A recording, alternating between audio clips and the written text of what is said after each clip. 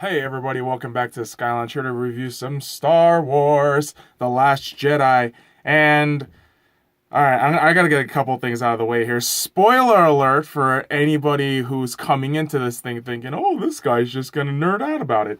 No, there's gonna be a couple of spoilers here. One thing I just want to get out of the way, the character Rose felt completely unnecessary. I think she was played by Kelly Tran, if I'm not mistaken with her name. I just thought her character wasn't necessary at all. There was no point in having her. She just kind of felt like one of those weird gimmick characters with Anakin Skywalker and the fucking prequels. With, oh, this is pod racing. Oh boy, she felt like that. Okay, it's no discredit to the actress, but just Jesus Christ, it just felt so bad to just have her in there. Couple of other oddities. Killing of Snoke, that was kind of curious, right? So we killed off Snoke. He was supposed to be the big baddie, but they kind of killed him off and replaced him with Kylo Ren, which I don't have a problem with. But now the questions are going to come out, like what direction are you going to take this in now? Which isn't a problem. That's not an actual problem with the film. It's just a huge question mark with what the film director, what the studio is going to do with the story from in the foreseeable future. And yeah, a couple other things, I'd say the training with Luke, that kind of felt a little short, but not really, even comparing it to when Luke trained in Dagobah with Yoda, that, yeah, it's the same kind of time duration. So, you know what? All in all, man, there was a couple of unnecessary things in the movie. I absolutely think there was a couple of very unnecessary things in the movie. And to be honest, it might have hampered the overall value and quality of the movie, in my opinion. This is a couple of unnecessary characters, a couple of unnecessary Easter eggs. But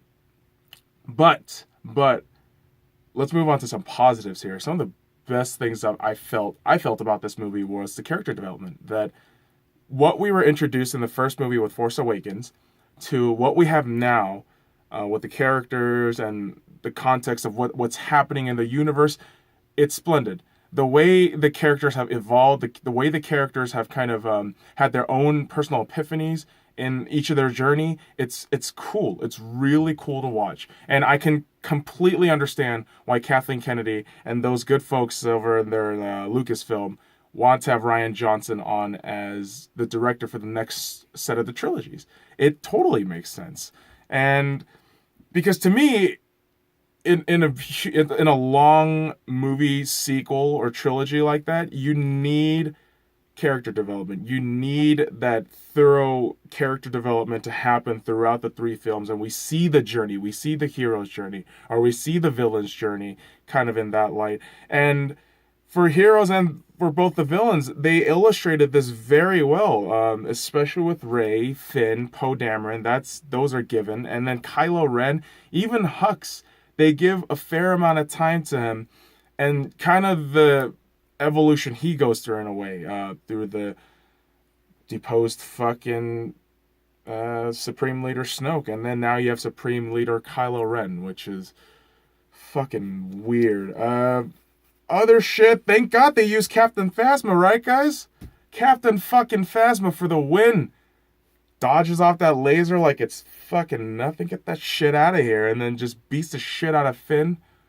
Finn with that cheap shot there. But, all in all, though, there's other couple things I want to talk about in this movie that I really enjoyed was the, outer space battles, particularly in this movie, is phenomenal. The sound design, the sound engineering for some of those space fights, I mean, it's great. And then you had, and added to the fact that John Williams is scoring this fucking movie, so it's just phenomenal all around. And my God, man, I mean, the fucking space fights were so awesome. I watched this movie 2 times now. I went Thursday at midnight, around 1:30 a.m., and I watched it again last night. So I watched this 2 times now, and I can really say without a doubt, this is the Star Wars with the best space battles. Period. You cannot really. I think you can argue this. Yes, Return of the Jedi had some great scenes. I think Empire had some notable scenes.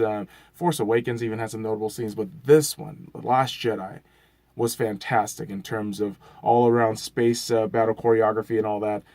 Sound engineering for those battles. Man, the models, the fucking. I'm pretty sure those designers were taking a crazy amount of time designing those. But it was cool. The end result became a really nice, overall, very like decent film. So I would say this is like a decent 8 out of 10. Nothing perfect. I'd say it's good. It's great. But it's not without its flaws. It's not a 8.5. I thought I think Force Awakens for me was like an 8.5. But this is like a good 8. It's not bad. It's good. It's good. It's not average. It's good. But again, a couple of flaws that I thought they could have just gotten rid of, a couple of blemishes, but it doesn't tarnish the entire film. So make sure you check that shit out, guys. It's open everywhere right now. And until next time, fuck off.